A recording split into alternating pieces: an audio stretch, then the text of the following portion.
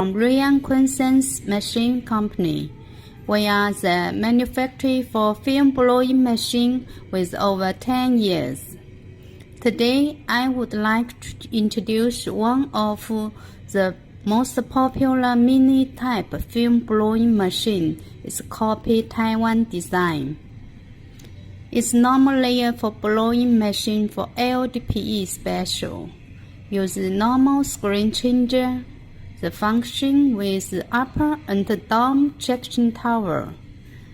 Use auto cylinder press for roller. Use single rewinder with special standard plastic roller. And can be make 1 meter of big roller film. As requested, we fixed an open blade for a client. And for this design, we add 1 meter align parts.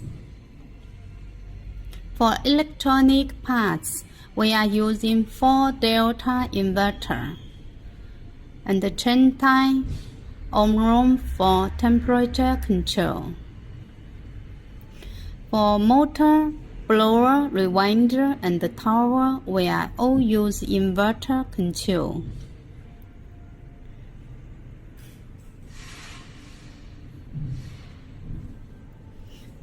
This is a table type mini, can be sale place for client.